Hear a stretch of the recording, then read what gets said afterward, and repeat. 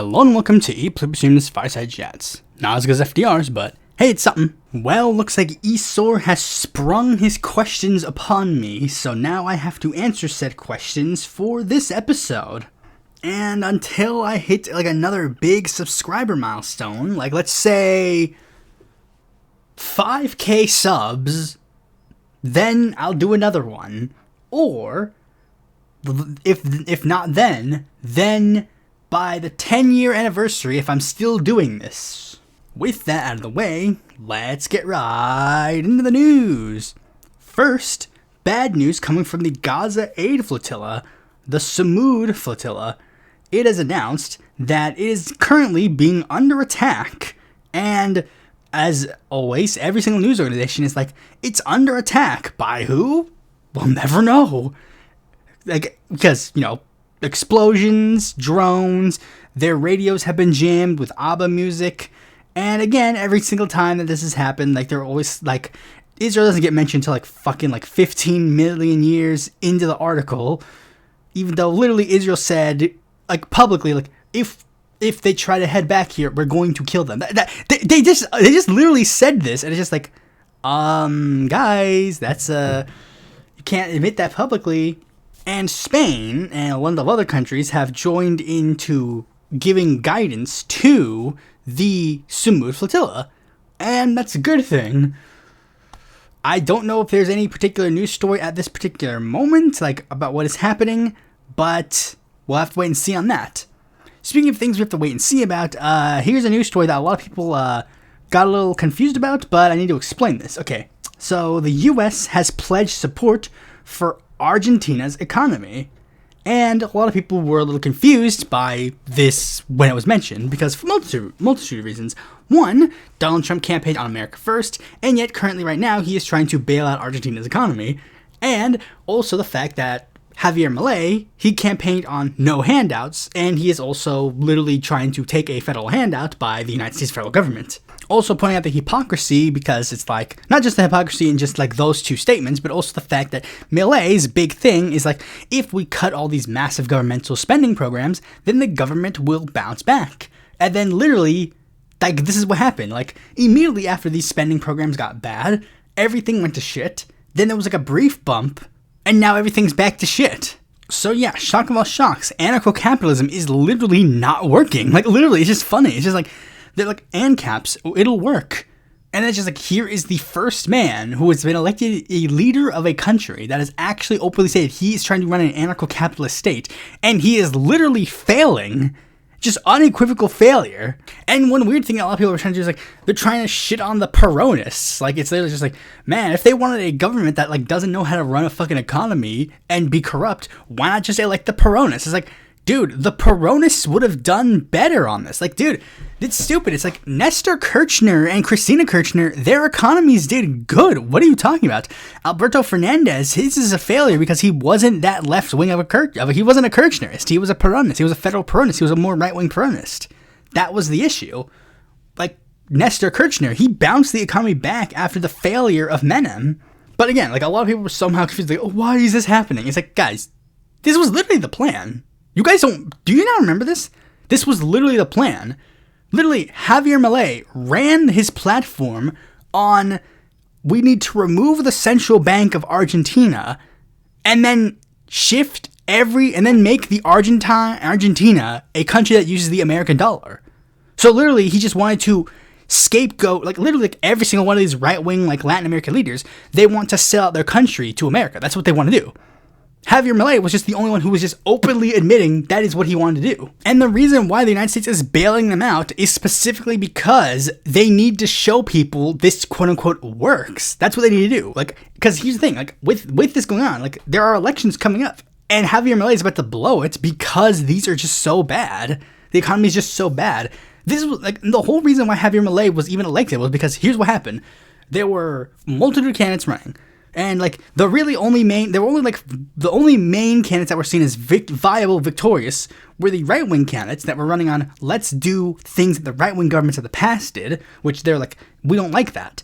Then there was the Peronist, Sergio Massa, who said hey, I want to do what we're doing right now. And they said, this doesn't work. And then Javier Milei said, hey, I'm running on, let's do something fucking completely super different from what has been done before and what has been done in the past. And they're like, that's a great idea. Let's just do it. Like, it was literally just, they were literally just doing it. Let's just fucking do whatever the fuck we want. It's the same thing that happened with, like, there was like a smaller Trotskyist candidate, and she was doing the same thing. She was literally just like, let's make the minimum wage like $5,000 or something. And it's like, that was the whole point was like, yeah, I can make crazy pledges too. That was like her whole thing. And that's the point. They need Javier Milei to win. If Javier Milei, and that's the same thing with all these other like Latin American countries. Like, that's why. That's the whole point. It's like every single Latin American country, whether they succeed or fail, is almost exclusively based on how they deal with the United States. Like, whatever happens to Argentina next is not because of Argentina's economic policies. Because, as we've seen before, like, with Argentina's economic policies, as they were before the United States came to bail them out, they're doing shit.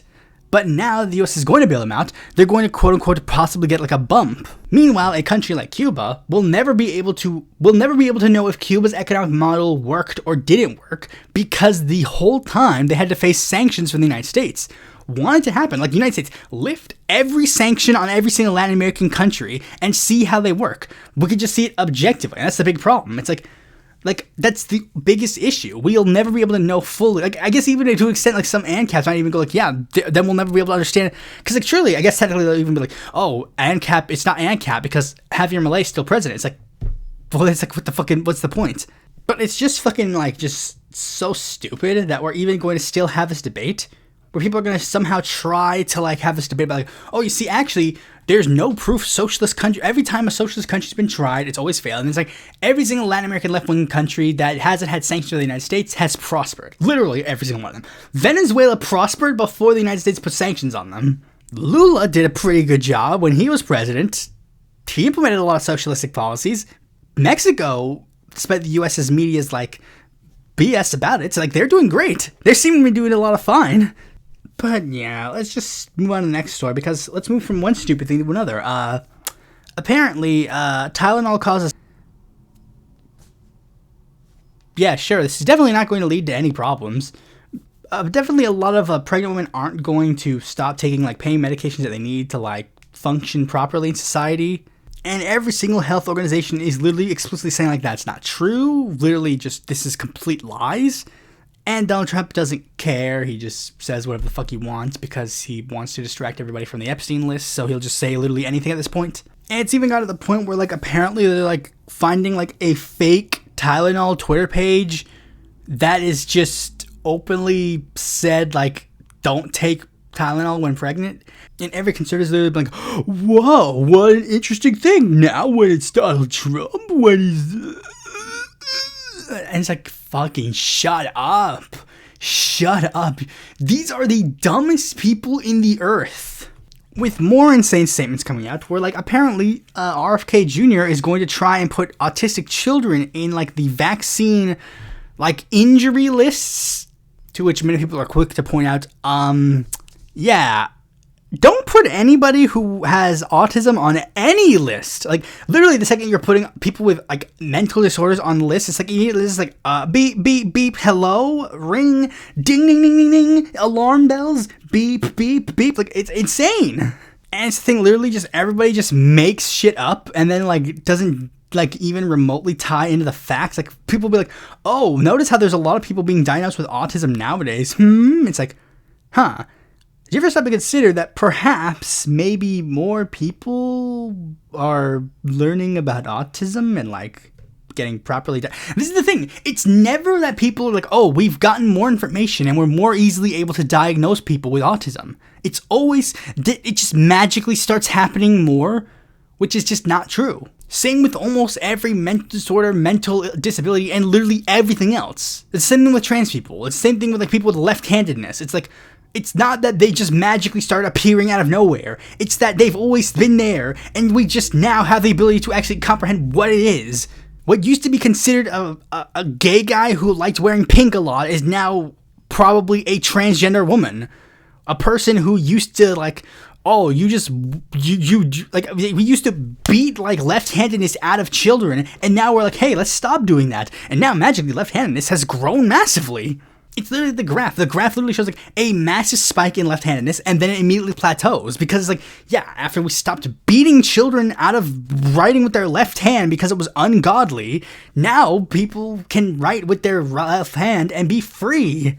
It's the same thing with autism. It's like, oh, autistic people never existed before the year 2010 or something like that. Like, because some people literally genuinely believe that. It's like, are you stupid? Are you fucking stupid?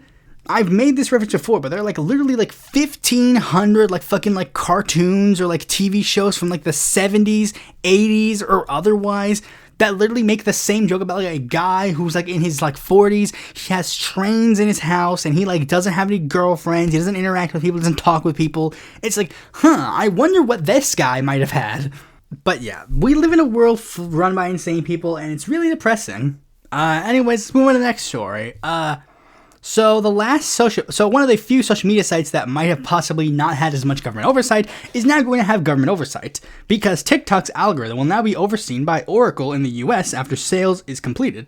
The White House has answered what had been one of the major outstanding questions regarding its pending deal to transfer TikTok's US operations to a majority American ownership group. Under the agreement, the app's algorithm will be operated in the United States and overseen by Oracle. The detail was confirmed by a senior White House official in a call that reporters on Monday. If completed, the deal will transfer control of TikTok's U.S. operations, along with a copy of the algorithm, to a joint venture based in the United States. That ownership group will have a majority U.S. investors, run by a majority American board of directors, the official said.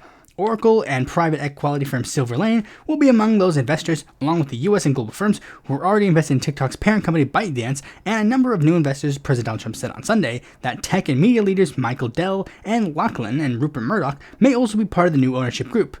So, literally, the guy who owns Fox News will now be in charge of TikTok and its algorithm. And there are a lot of people who have tried to point the finger at Biden and Trump and blah, blah, blah. It's like, yeah, they're both to blame. Like, I mean, this is the thing. Like, some liberals are like, actually, why are you trying to, like, blame it on Biden? Because Biden didn't start it. Trump started it. It's like, yes, Donald Trump started it. Yes, we all know. Donald Trump started the process to remove TikTok from the U.S. And, well, doesn't matter. Biden continued the process and turned it into a Republican talking point where they're like, oh, Biden is now trying to deregulate TikTok. So now they can claim that they saved TikTok. And in doing so, they now got the hands to literally control what TikTok says. Now, the thing is, I don't know, this might not necessarily even be the best strategy for Trump in regards to TikTok, because one of the reasons why TikTok is so prevalent is literally because it's one of the least regulated of the social media sites. Like, it's the new hip young thing, so it is the most removed from what is considered like the mainstream of the internet. Like, the mainstream of the internet is technically still like Facebook, Twitter, and like other social media sites like that. TikTok is still sort of like the new hip thing, to the point where adults like me literally don't understand things that are being said on TikTok anymore. So will the fact that it is removed from the like element of like mainstream, will the fact of it becoming more of a mainstream app, will that lead to it becoming less popular? Or will that just lead to, I guess, because I know what Donald Trump wants to do. Like, Donald Trump just wants to groom the children, because he obviously loves grooming children. Like, that's what he wants to do. He wants to groom the children to be like people like him.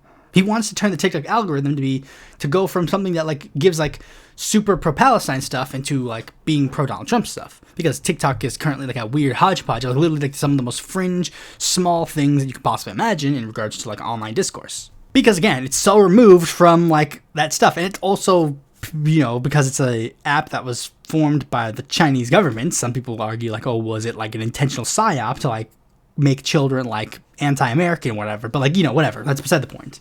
The ultimate point is like, will this inevitably be a good thing or bad? Either way, it's going to be a bad thing, but will it be like a thing that will actually like work, or will it be a thing that's just like, oh, now this app is mainstream, we're gone now? Like, remember, these are the same people who literally like the second it's like the United States like was like, we're like TikTok is going to go bye-bye tomorrow, and it's like they're all just going to start downloading this literal app that is literally made by the Chinese government to like track people, and it's like, welcome Chinese government, please track me. It's like it's funny. But anyways, let's move on to the next story. Another thing about a social media site that is literally trying to suck Donald Trump's cock. YouTube is going to reinstate accounts that were banned over stuff related to the pandemic and 2020 election. YouTube will create a process to reinstate accounts of content creators whose profiles were banned in recent years because they violated rules that limited misinformation about COVID-19 and the 2020 election. The streaming platform revealed its plans to restore creators' accounts on Tuesday in a letter sent to the House Judiciary Committee. The change comes as YouTube has started relaxing its content moderation rules, including the threshold for offending content, by modifying rules on COVID misinformation. The letter was submitted by Alphabet, YouTube's parent company, in response to a lengthy investigation by Republicans into whether tech companies restricted speech on their platforms at the behest of the Biden administration. It was also part of a broader attack by Republicans, which also included a lawsuit against Biden administration for chilling speech online. They say this as also they say, hey, if you say anything bad about Charlie Kirk, you get banned and doxxed. Like, there really is not much for me to say on that because really it's just like, that's like kind of the most blatantly, obviously bad thing I could think of. Like, oh yeah, literally it's like when you're at the point where it's like just flat out misinformation is just allowed on YouTube again. And it's just like, okay, now you're just kind of like making it so that the site is just unusable at this point. So it's like, it won't matter because like YouTube ultimately it's like such a massive social media site. Will it like do much of a change? I don't really know.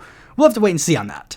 But next news story, coming from local news, the North Carolina House has passed Iryna's law, sending justice reform bill to the governor.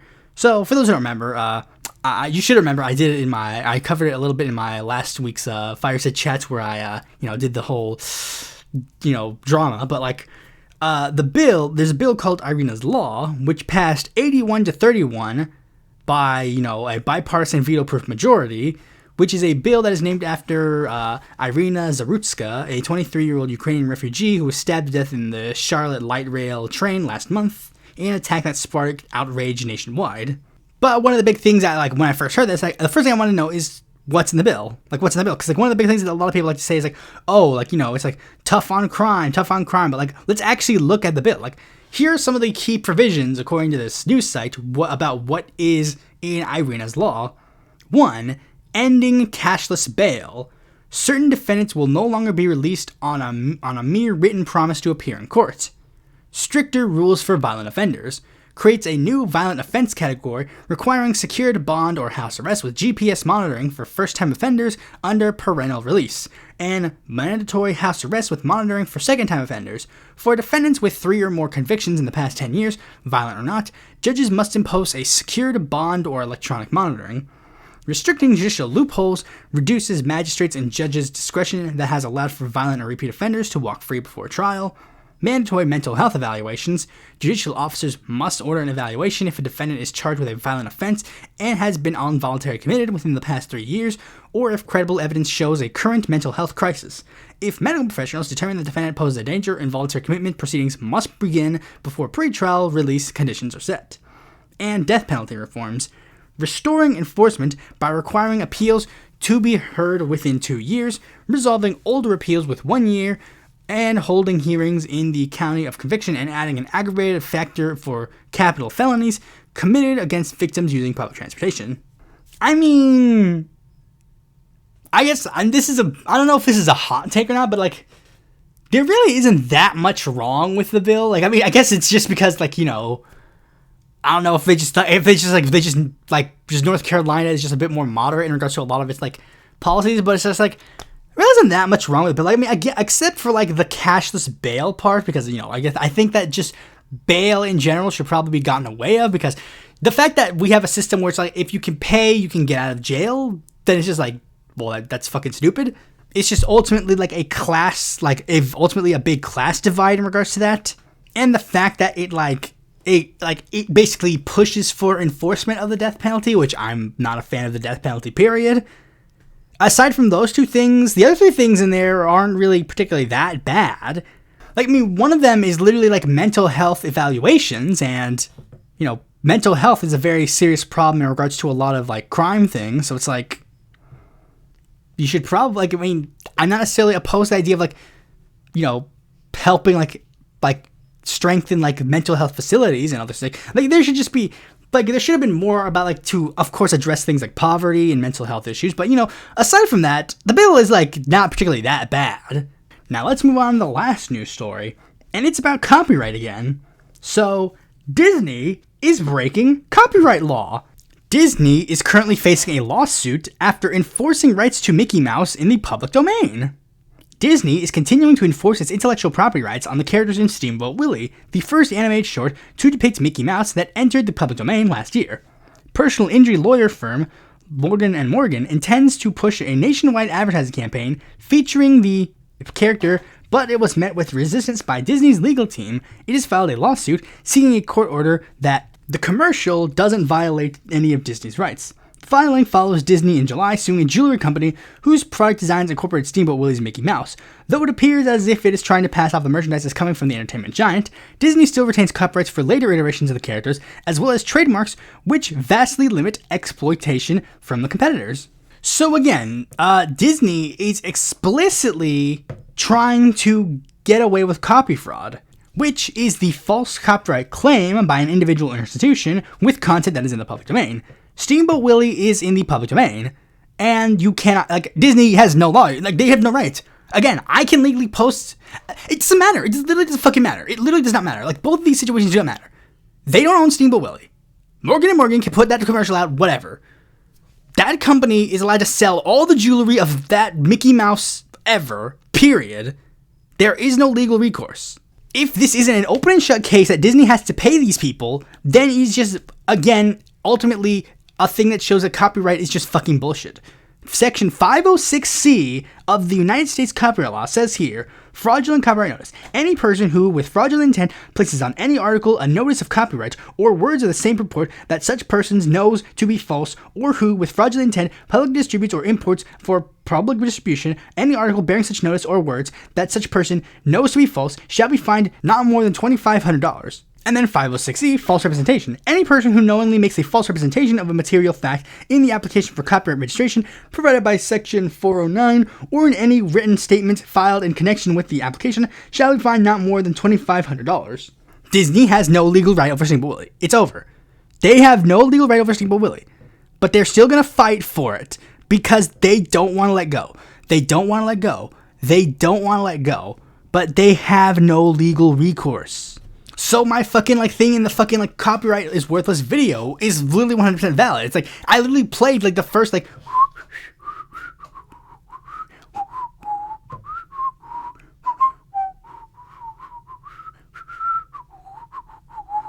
I played that clip in that video and I literally put fucking Disney text. I said, Disney, I fucking dare you. Because again, they have no legal recourse. It's in the public domain. They have no legal recourse.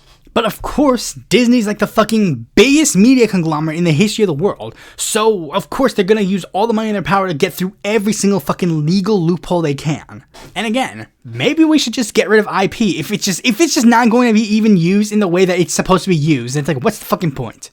Although, I don't think about it, there is something that I could do that could be interesting, especially with this. Because, I haven't said this publicly, but I do kind of have an idea for a thing. I'll never get to do it because I don't have the time and or effort, the ability to do it. But I do have an idea for a film that's kind of explicitly about the public domain. And it, of course, uses a bunch of public domain characters. And one of the characters that I planned to use was Steamboat Willie or Mickey Mouse. Literally Mickey Mouse, Steamboat Willie or whatever, quote unquote, what you want to do. But, of course, Disney's probably going to get into some hissy fits about it, especially considering Shocks. I'm going to use him as the bad guy. But they have no legal recourse. I fucking dare them to try. Anyways, with that out of the way, let's move on to the main topic of this video. Alright, Q&A. We got a lot of questions from people in this day and age. It was a very fascinating, bunch of questions that I got from a bunch of people. Was it as many as I wanted? No. But, whatever. I mean, it should be enough to at least make a decently long video, I guess. The first questions are going to come from the patrons. So, for people who are subscribed by Patreon, they're getting their questions answered first. First, from the newest patron, Kiwi Mastermind. What do you think are ways we can make rural communities more able to organize and take action? I guess the most basic thing I could say is, get out. Like, get out of your house and go interact with people. Like, literally, it just starts at the most basic level. You start out in the lowest level, and, you just go with it. Like, literally old school style. Talk to people in your workplace. Talk to people in your... If you go to church, talk to people in your church. Talk to people in, your school or whatever. Do whatever. Actually interact with people, and you can organize political action through that. Build roots in your community, because you gotta actually, do that. Alright, next questions come from Alex Kawa. In a presidential election between your least favorite Democrat and your favorite Republican among modern politicians, who do you vote for? No third parties. So, I can easily weasel my way out of this question by saying this. So, your question is either, do I vote for Richie Torres or do I vote for Brian Matlock, who was a Republican socialist who ran for senator of Kansas in 2020, I think? I wonder who I'd vote for. But I know what your I know that's not the one you wanted to hear. So probably the real answer would, I guess the more real answer that you're probably thinking of would be one where it's Thomas Massey versus fucking Richie Torres. And the answer is a long walk on a short road. Next question. If you won an all expenses paid trip to any country of your choice, where do you go and why? I mean, there are a lot of places I could go. There are a lot of places that I probably would go just to meet individual people. But the place I would actually want to go for the actual going to the place would be Mexico. I've been to Mexico before, but there are many places in Mexico that I have not been. Particularly, I wanted to visit I would hypothetically want to visit the Zapatista compound or the Zapatista place where they live. Emiliano Zapata's grave, the monument of the monument of the revolution. Those places would be nice. And the next questions come from Snarky McCarthy, who asked quite a few questions because, why not? Alright, so here we go. Thoughts on vote blue in a swing state, third in a safe state strategy. Personally, I don't believe in that strategy at all. Literally, I just believe in voting for the candidates that you think is the candidates that you want to vote for. Literally, I live in a swing state. I voted for third parties and I voted for Democrats. And I'm not really inclined. Again, I could vote for a third party in 2028, or I could vote for the Democratic nominee in 2028. That depends. What happens? The only reason why I voted for the Democrats in 2024 was because I literally was just I was this situation, I cannot allow Donald Trump to win. And it still didn't work. So yeah.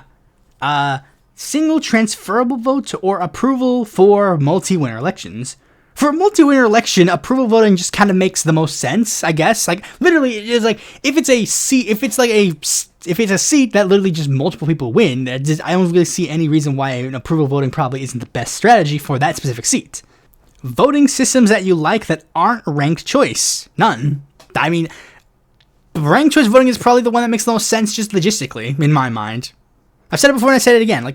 There really isn't that much, strategies that I really I literally don't see any. I think when we live in America, and people are literally laws in the books in America that say we can't have ranked choice voting because it's too complicated. When we're at the point where that's the case, then really there really isn't any other voting strategy that can be viable in the United States if we think ranked choice voting is too complicated. What current politicians have you lost respect for? I used to like John K. Fetterman, and then he had his stroke and magically just decided to become a Republican now. I literally don't know what the fuck happened. I'm not kidding, literally, this is the thing that's so confusing. It's literally, prior to his Senate run, he was pretty much a far left guy. He literally ran for Senate in 2016 saying, when I get elected, I'm going to be President Bernie Sanders' biggest ally in the Senate. And now it's I don't know what the fuck happened.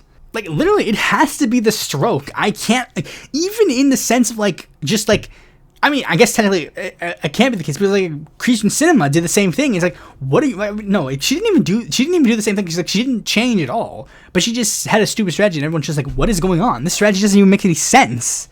Current politicians that you think are overlooked or underrated.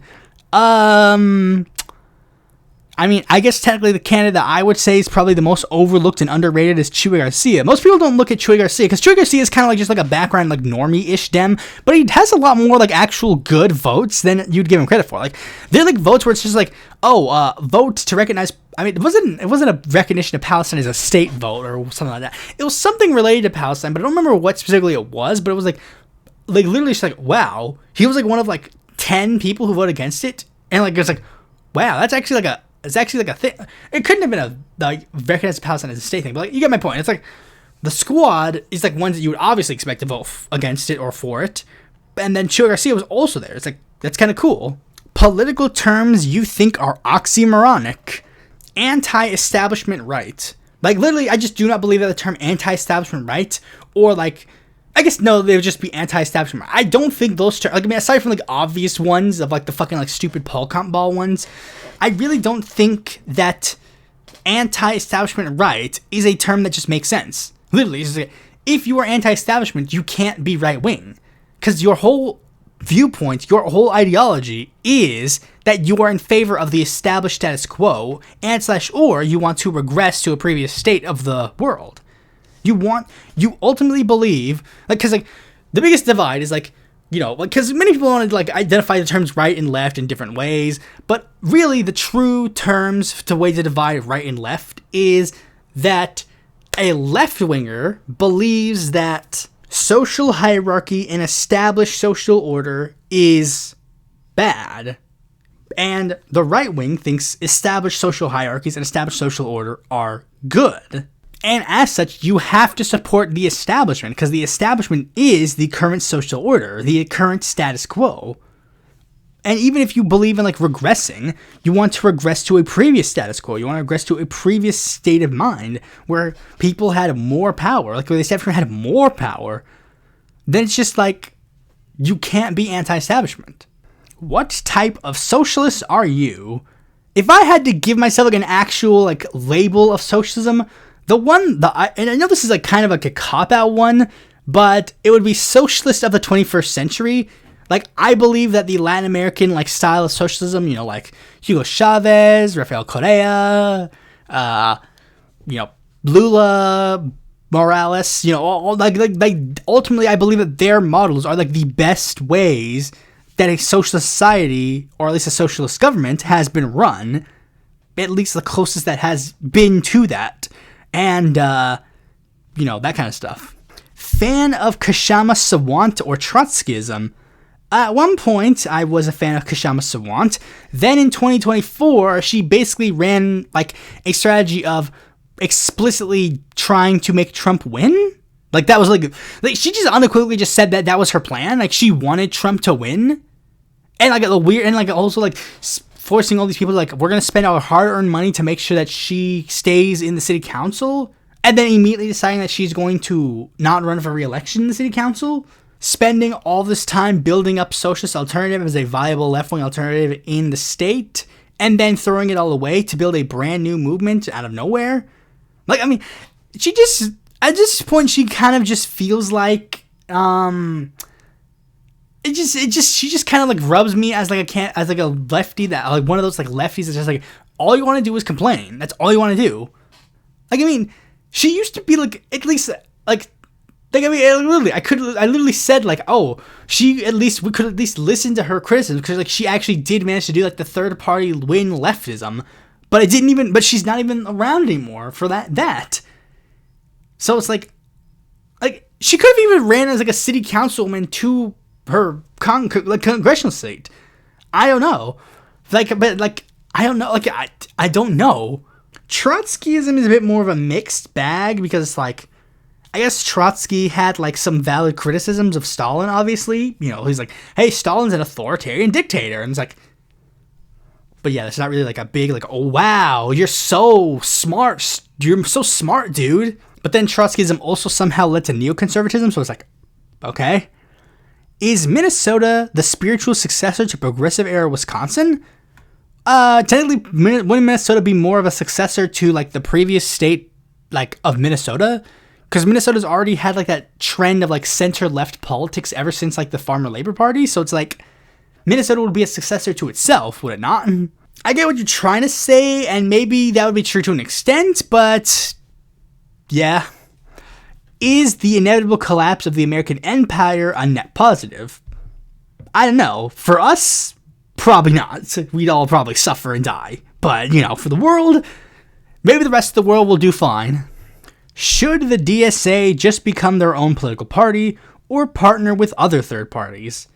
My belief system is, I think, Harper O'Connor made a video about it, I think, where he's like, the various different strategies of DSA, and I think the strategy that I technically identify with the most is like the I think it's called the dirty break strategy, where it's like, basically for the short term, we like run as Democrats, run as viable Democrats, and then basically once we think we have enough power, we basically just go, okay, bye-bye, and then we like cut ourselves off of them, and then like do our own thing, which is, I think, broadly the strategy that DSA is technically going under. It's like, they're basically like, we'll be a third party eventually.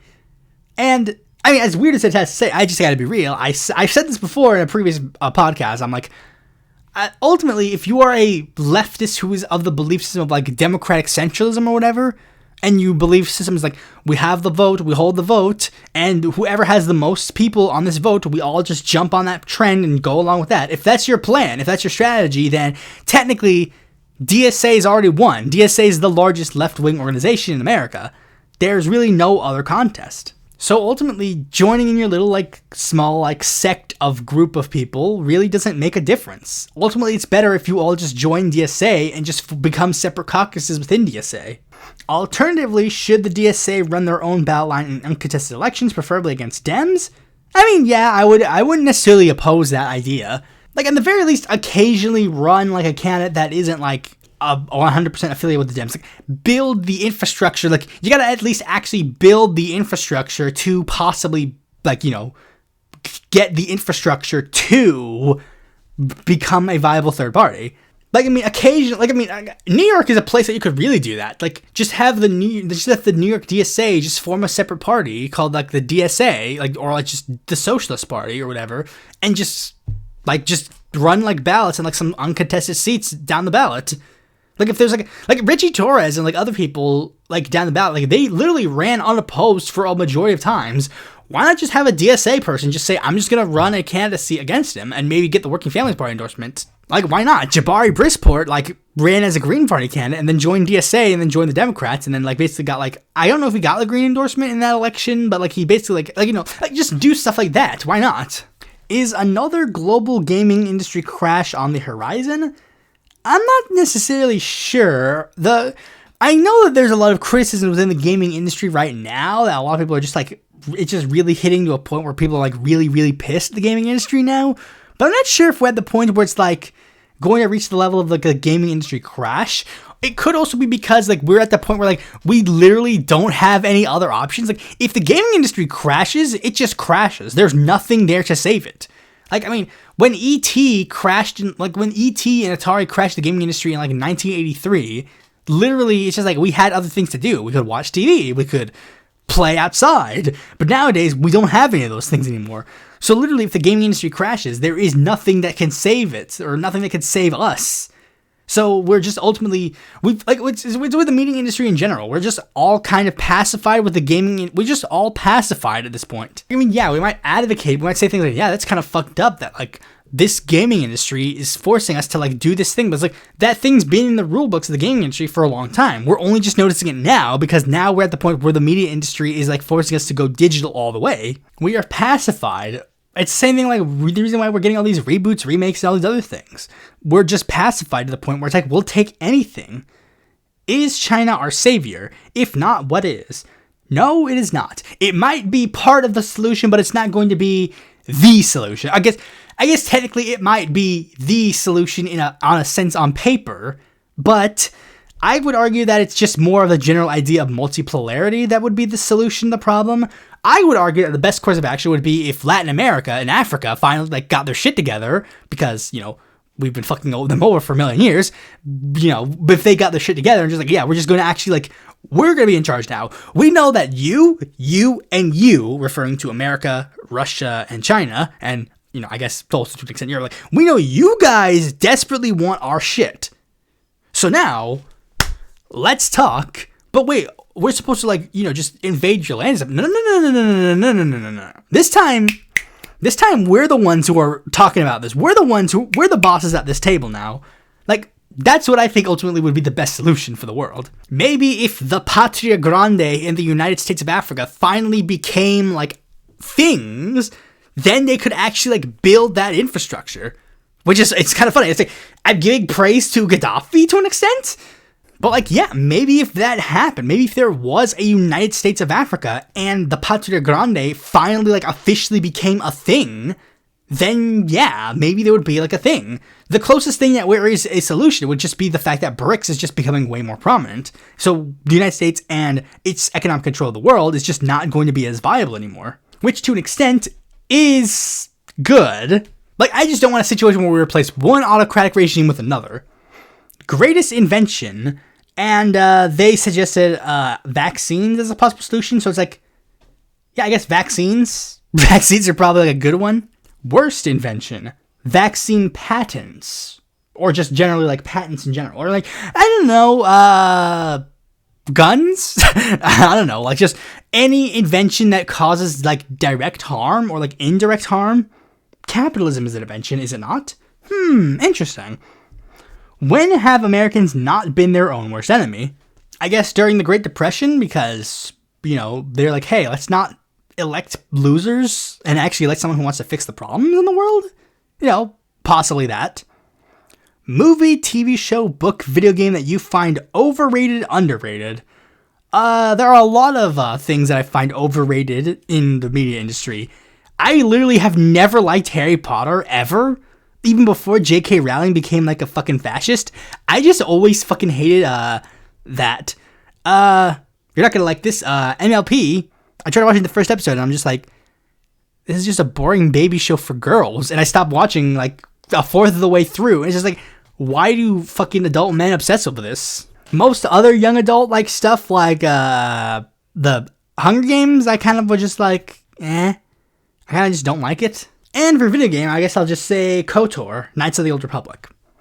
Honestly, I played it and I'm just not a fan. I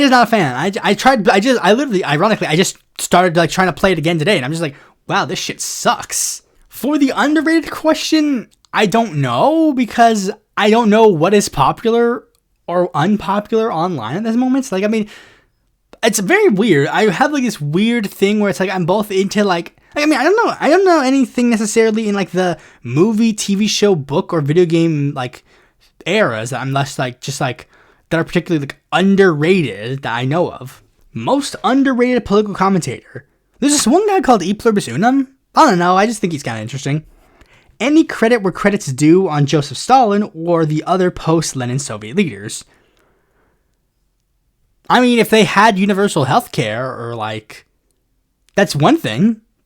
I'll be real. I don't know much about them. I'll be real. I don't know much about like nobody cares about any of the fucking like ones except for like Stalin and Lenin. Like nobody does, except for like them and Gorbachev. I don't think really anybody like cares that much about them except for like, I guess, tankies on Twitter. And for Stalin, all we really know is like the extremely shitty things he did. So it's like,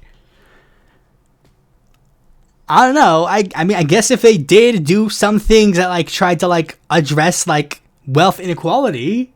But again, it's like, did that really work? Considering Stalin lived in like a fucking like mansion, did he not? Or not like a mansion, but like he, you know what I mean? He still lived a pretty extravagant life for someone who's like, I am living in a Soviet Russia or whatever. Worst gaming fan base, the best, like worst and best gaming fan bases. Really, basically all of them can be bad.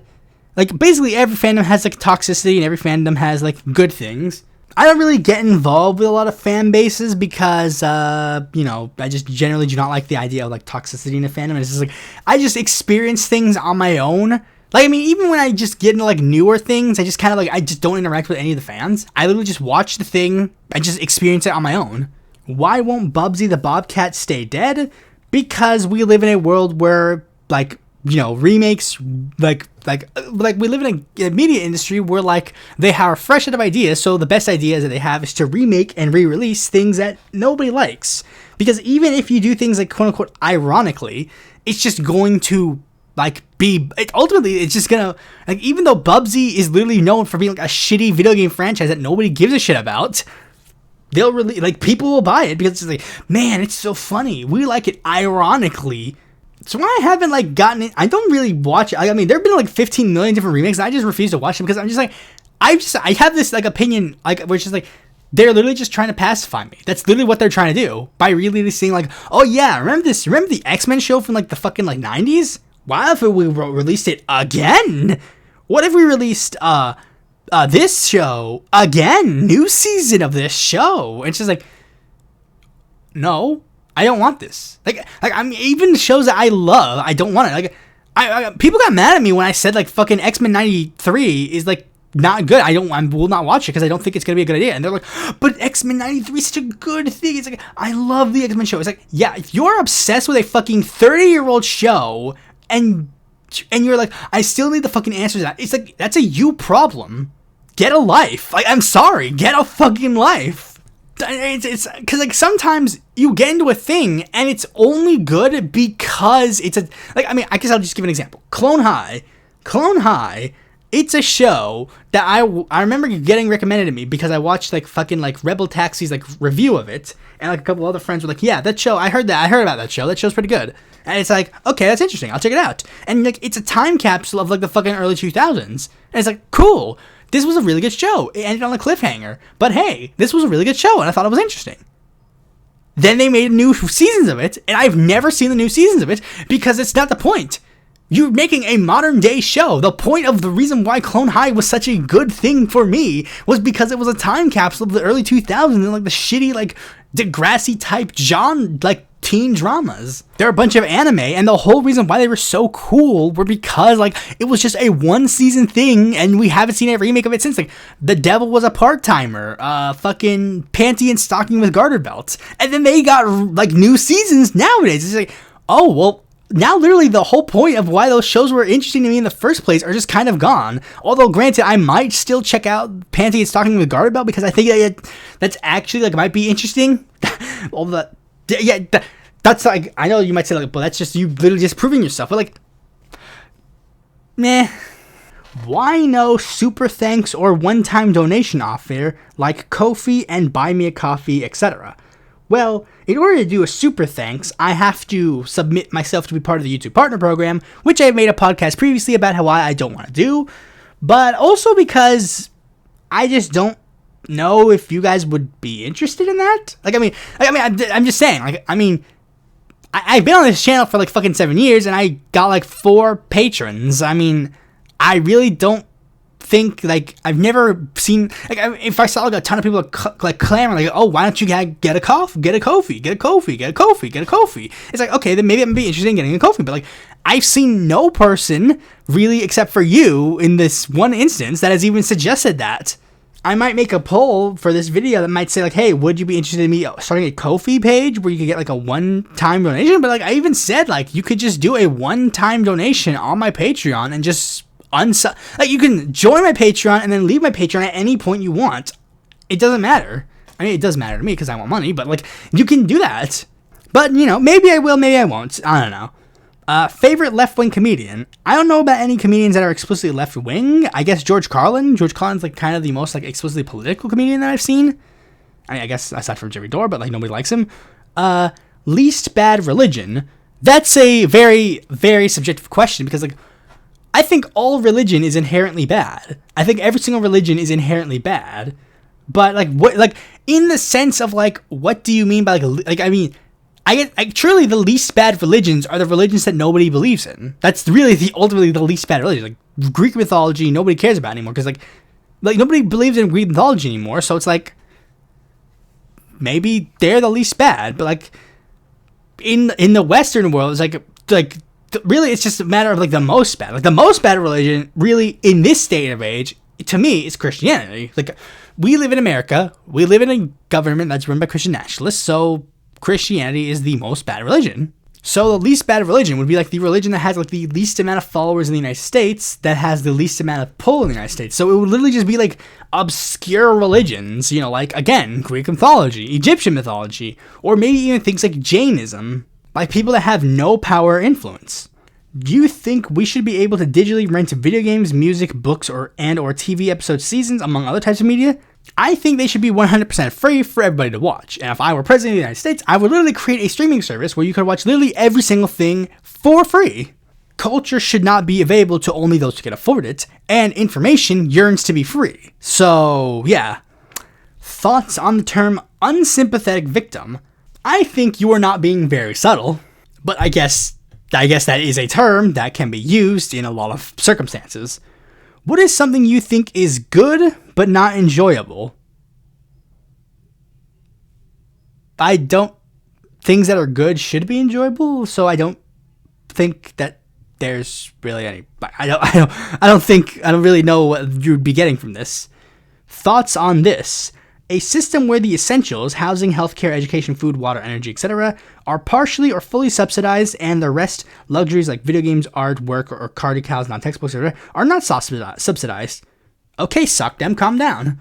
Like, literally, that's just what I believed when I was a social democrat. So it's like, yeah, like, I guess that's cool if that's like a mediatory thing, but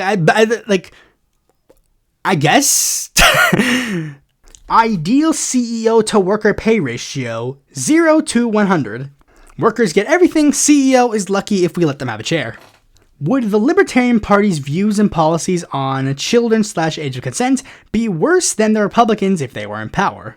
I'd say roughly the same, or maybe I would even go so far as to say that maybe they might be slightly better, because even in the Libertarian Party, there's been like a large faction of them that just openly just go like, that's gross, what the fuck is wrong with you?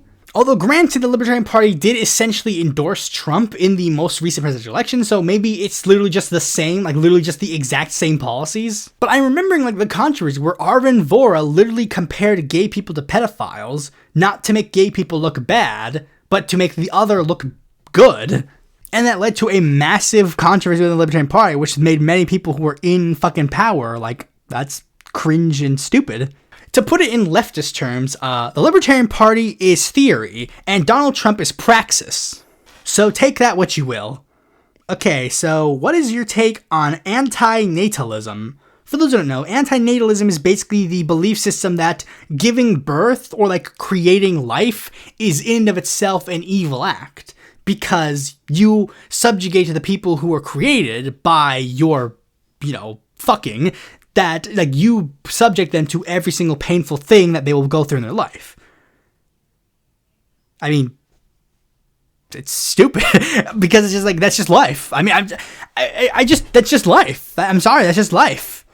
You're gonna have pain. Deal with it. Suck it up. It sounds like an excuse just for like fucking eugenics or some kind of element like that. Favorite type of humor?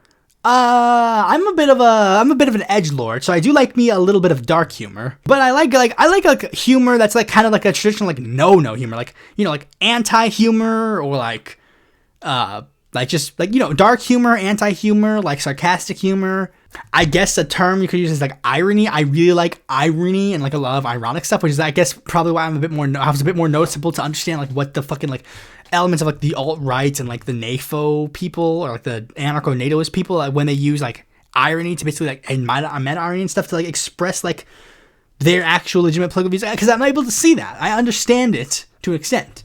But like some things that are just noticeable, some of my humor is that a lot of my humor is literally just stupid humor that's like fucking like the dumbest shit you could possibly imagine, and it's just fucking like stupid. Okay, so I'll give an example. So recently I was like reading like on Wikipedia on like, because I was like I couldn't sleep or whatever, and I was on the Wikipedia page for like the greatest moment in leftism. Like wasn't on Wikipedia, I think it was on like Rational Wiki, but like great moments in leftism. It's like this comic by like this guy who like basically like does like anti like it doesn't do anti left wing humor, but like he does like anti sectarianism, like left-wing comics. He has a couple of like comics that like a lot of people like kind of like just generally like, if you haven't read it, you probably would. He has a blog spot and like he hasn't posted in a while, but like, it's just generally a funny like thing. And here's the comic I have. I might actually do some editing and actually put the comic on here because it's funny.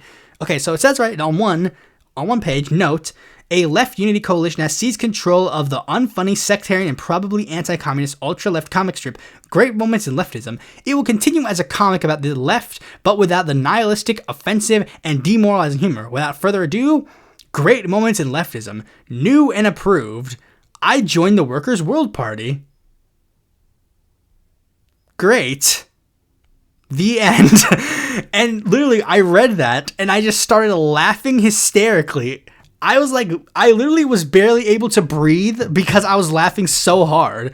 It could have just been because I was fucking tired as shit, but like, I just thought that was fucking hilarious. And I love humor like that, where it's just like on the Wikipedia page was like irony or like ironic humor, and like literally like the post is, and like it shows an example. It's just like a picture of a banana, and it says like Jerome, and it's just like the joke is the banana is named Jerome, and that's it. That's the joke, and I just thought like that's fucking funny. But yeah, just because again, irony, dark humor, sarcastic humor, that kind of stuff. With a little hint of sometimes little random humor, but like, sometimes, like, if something's funny. Like, I mean, sometimes I just don't find things funny, and sometimes I find things that are funny, that are, like, it's just weird. Sometimes, like, sometimes it's like music. It's like, sometimes it's just like, you just want to hear something that makes you laugh. What would you consider public health crises? A lot of things. The obesity crisis, the drug crisis, the alcohol crisis, vaping, that kind of stuff. How much is Israel to blame for the resurgence of anti-Semitism? Basically everything. I just gotta be real. I literally, like, I mean, they're not 100% to blame, but like, they're like 90 to 80%. Because basically, like, I mean, the fact of the matter is, if you look at some of these anti-Semite accounts, they literally just point blank use Gaza and other stuff as justification for that. And a lot of people like to say, like, oh, well, they're only using Gaza to, like, spread their anti-Semitic messages. Like, yes, but you're not understanding. That's the point. Like, what Israel does, they keep justifying the fucking anti-Semitic conspiracy theories. Because literally anybody who believes the anti-Semitic conspiracy theories, they see certain things and like, oh, so that, like, proves it. Like, one of the talking points that is, like, over-relentlessly said, especially in regards to, like, Arabic leaders, because, like, one thing that people point out is, like, why do Arabic leaders, like, why do they do all this, like, Holocaust analysis stuff? It's like, because, one, Israel uses the Holocaust to justify the genocide in Gaza, and then turns around and then denies the genocide in Gaza. So then they feel like there is the only, because, like, then people who are in that situation turn around and then like jump to the conclusion like, well, no person who has suffered this tragedy like this would in turn push for this similar tragedy to happen to us. So their mind goes, well, if that's the case, when they make the claim like, oh, like when they make the claim about certain people running the media, then they see like, oh, this pro-Palestinian actor got fired and blacklisted from the industry. That justified. I said it I made a fucking podcast explicitly about this topic. And it's like, almost equivocally, they just keep doing, like, the stereotype for Mexicans was that they were lazy and did nothing. So, Mexicans said, you know what, let's not be lazy no more. And then it started becoming the overworkers. But the thing is, like, they can use that, like, I mean, it just becomes a shield. It becomes a shield. Like, now it's like, oh, well, you can't say this, because if you do, you're just falling into the anti-Semitic conspiracy theory. When it's like, oh, we're literally doing the thing that this conspiracy theory is claiming we do. It's like when O.J. Simpson says, bro, it's just racism that you're accusing me of committing this evil crime. It's like, but you did the thing. You did the thing. Is it time for a new definition of anti-Semitism? And they go on to say, like, oh, well, it's because, they're not the only Semitic, like, they're not the only Semitic people. And it's like, yeah, but I understand what you're trying to say, but at this point, it's like, there's really no, like, there probably should have been, like, a lot of different things. Like, for one, there should have been a racial, like, definition of, like, anti-Semitic in regards to, like, the race. But there also should have been, like, a specific one for subject of, like, the hatred of the religion. But it's, like, again, it's also, like, a little bit hard because, like, Judaism is, like, a ethno-religion. So it's, like, it gets a little bit more complicated. So like that's the one main issue. It's like, and I not necessarily, I know this is like a little bit weird, but like I'm like one of those people that's like I don't necessarily like the dictionary doesn't fucking matter. Like to me, kind of the dictionary doesn't really matter that much. Words really only matter to the people who use them. So if a vast majority of people say that the term anti-Semitic means hatred of Jewish people and doesn't really define broadly to include Arabic people who are part of the Semitic people, then it's like, at this point, really, is there much point in really arguing against it? And granted, most people are trying to redefine anti-Semitism to include criticism of Israel. So it's like, there's already people who are trying to fight for a new definition of anti-Semitism. So you got a point there. You could join up with them and find that, I guess. But like, you know, yeah, I get what you're saying, but it's like, at this point, it's like, there's really not much reason to like, you know, dilly-dally in that regard. And the last question that he has is, what tech and software do you use to create your videos, podcasts, and screen recordings? So for the hardware, I currently have a Blue Yeti mic, which apparently is like one of the last of its kind, I think, because Yeti sold themselves to like a different company, and like now they're like shitty, their mics are shittier. So it's like, I think you can still buy these on Amazon, but like, I don't know. I mean, if this one fucking dies, I don't know what I'm gonna do. I'm just gonna have to get a fucking new microphone. For software, I record everything in Audacity, free, you know, audio recording software that, you know, basically you could do generic, like, you know, so voice editing stuff. You know, like, you know, you can add a filter curve, you can add like an echo, you know, that kind of stuff. I don't really do that much aside from like the filter curve to give like, you know, the quote speech, but you know, you got like a ton of things you can do in this thing. For screen recordings, like the visual podcast, I use OBS because, you know, it's free. It's a free thing, and you know, it records screens. For the main video editing, I use OpenShot. It's a free open source like video editing software. It's pretty simple because, you know, I upgraded from like fucking like pre-installed video editing software on my computer previously. And I use Photoshop generally to like make the thumbnails, and like sometimes I'll like edit the pictures. Like, I mean, I should probably do it a lot more, but like sometimes I like edit like the fucking like, I like liquefy the images to like make them smile or make them sad, that kind of stuff. And one more video editing thing, well, not video editing, but like, you may notice that there's like sometimes these stick animations on my fucking like videos. That's like from a draw cartoon app on my phone that I used to do back in like the way olden days that I just feel like, hey, you know, this added like a little bit of uniqueness sometimes. Anyways, finally off of his questions, let's find out what the rest of you guys actually asked. Okay, so first is from Nevada Garbage Trucks. What's your favorite Star Wars movie?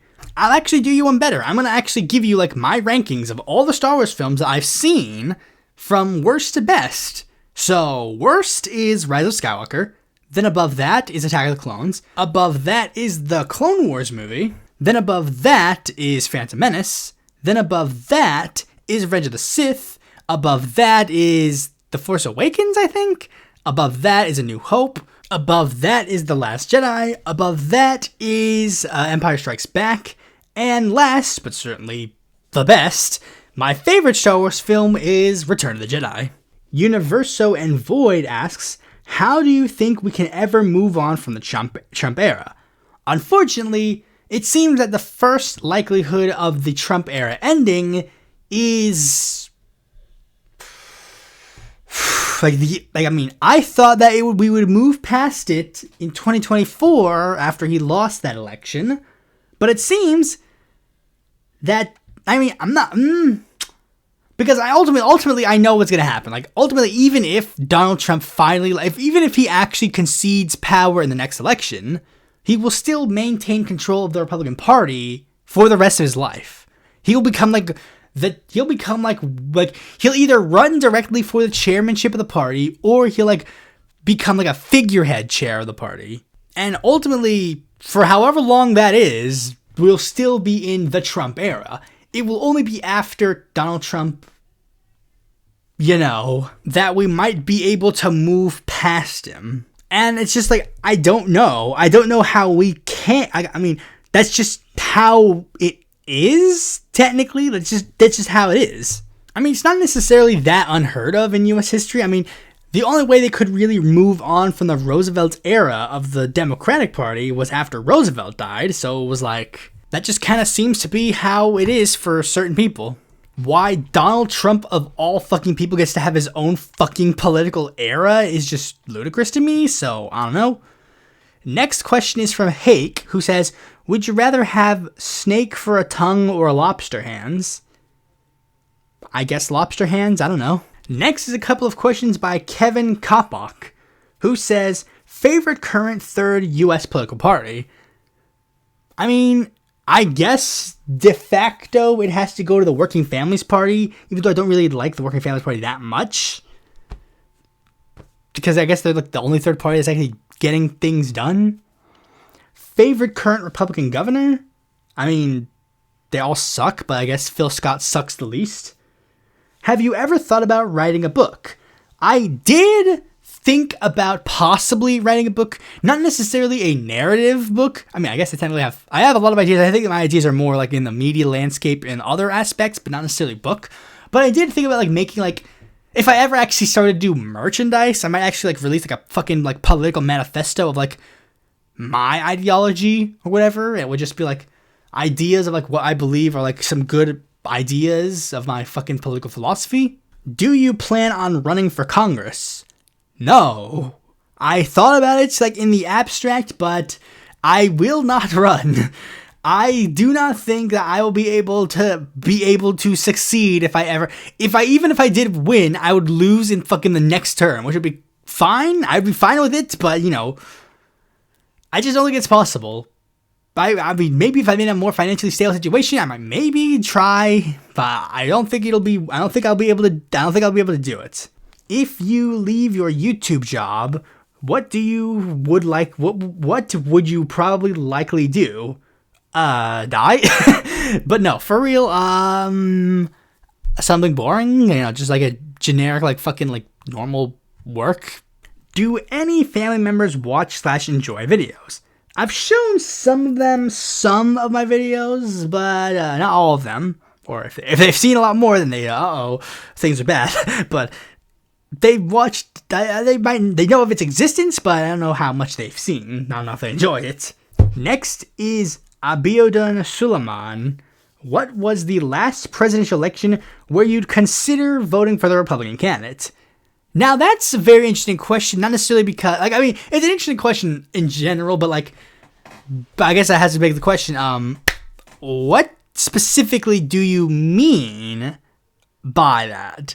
Because, I mean, if we go purely off of who actually got nominated, like, if we only go purely by, like, the nomination processes go through as planned, then the answers could possibly be either 1904 or 1956, because Teddy Roosevelt is a good president, and Dwight D. Eisenhower wasn't a bad president. In fact, he and Adlai Stevenson were basically borderline on the same level, but, you know, Adlai Stevenson was just a little bit better. But I mean, like, literally in the sense, like, in the sense of, like, literally possibly considering that, but in general, like, the one that I would actually be like I know for a fact that I would vote for the Republican nominee in that election would be 1904. But let's say we do a little hypotheticals where it's like the presidential, like, certain people don't get nominated, because, like, there have been other elections where candidates were nominated for the party, like, people who were either nominated or ran for the party nomination. Not nominated, like, people who ran for the party's nominations. Like, you know, what if Herbert Hoover won the nomination in 1920 or 1924? What if, like, Margaret Chase Smith won her nomination and Kennedy didn't win his nomination? Like, there are so many possibilities. Like, I mean, there are a lot of possibilities, but, like, I get what you're saying. Like, I mean, if you mean purely by, like, truly, like, like, that's, like, that opens, like, too many fucking Pandora's boxes. So it's, like, I know you mean more just, like, of the nominations, what was the last time you'd consider voting for the Republican nominee? And that would be the answers. It would either be 1956 with possibility of voting for Dwight Eisenhower, or with 1904 with the definitive answer of definitely voting for Teddy Roosevelt. Arnie Bishop asks, I remember you saying that you'd do debates if your internet would actually allow you to. If one day you do end up with better internet, is there any person specifically you'd want to debate? Now that's a big question. The big thing I need to say just flat out is that ultimately I know that it won't be a debate. Like I know for the fact that it just won't be a debate. It doesn't matter. It doesn't matter what I say or what happens. It's not going to be a debate. It's what's just going to happen. It's just going to be me and the person that I'm quote unquote debating arguing and yelling at each other. Ultimately, I know that there's nothing I can say that'll change the audience person's mind or anything I'll say that can change the fucking like other person's mind. Like there's nothing I can do. People are going to go into the debate who like me and then just say, yes, I did great no matter what. There are people who are going to go to the other person who say that they did great no matter what. But I would still like to have some discussions to make my case and publicly call out certain people. The two people, the one that I really would 100% want to do is, this is going to be a real big one. It's like first of all, one that's just like one in recent memory. It's not the one that I really specifically wanted to, but like, the fascist brony, I'd kind of like to just like call him out into his face. That'd be just kind of funny.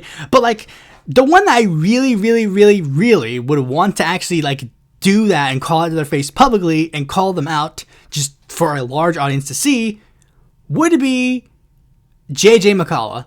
That just flat out. I fucking hate JJ McCullough, and I do have a way that I could technically do that. I could technically hit up Mr. Beat and say, hey, can you schedule a debate with me and JJ? But it's like, nah, I'm not going to do that. Because, internet no good, and also because, I don't want to put him in that position. But I could. Because I really just want to fucking call out all the bullshit that he says. Because he just is just he not only just like is wrong about everything, but he's also just an intentional liar. And that's something that I just flat out can't forgive him on. Being wrong is one thing, being stupid is one thing, but lying is another thing. And that is where I just have to draw the line. Next question is from Singam. What is the biggest thing you've changed your point of view on? I guess just generally, like, my general favorability of capitalism. I guess that would be the biggest thing. Originally, I was like, again, broadly in the sense of like, capitalism is fine, but you just gotta add some elements to, like, keep people from not falling in the cracks. But I don't think that's good enough anymore. What is the country you're most interested in traveling to if the resources allowed, aside from countries you've already visited? I mean, honestly, I really would like to go to Palestine. Of course we can't go now because, if I go, I'll die. But, if I would kind of want to go to Palestine. That is the country that I really would want to go to. And the last question comes from Patrick is Back. Let's say you run a socialist country. What policies/ideas would you implement from different socialist ideologies? For example, I do this thing that the socialists did, and this other thing that socialist parties did, this thing anarchists are for, etc. Basically, my ideal world and my ideal country, I would literally just try to implement all the different policies from different... I really just would. Like, one of the big things I would want to do is I would want to just go and find a document or like anything that just says like, here's everything that every single socialist nation has done. What they did right, what they did wrong. And just go, okay, let's do the things that worked and do the things that don't work. Like, ultimately, as I said before, because I identify as a socialist of the 21st century, ultimately, the ones I will be copying the most will be the Latin American models of socialism. Lula, Chavez, Morales, because ultimately, they did, like, for all intents and purposes, their ideologies did work. Their policies did work.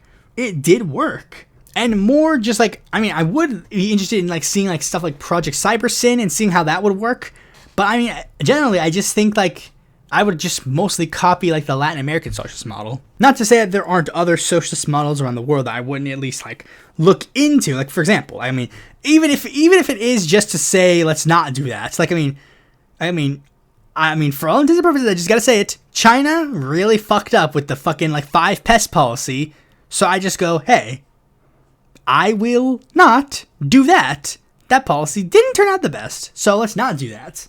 So yeah, hope you all got your burning questions answered, because no more Q&As until either I hit like 5k subs in like fucking 5 minutes, or I hit fucking 10 years on this channel.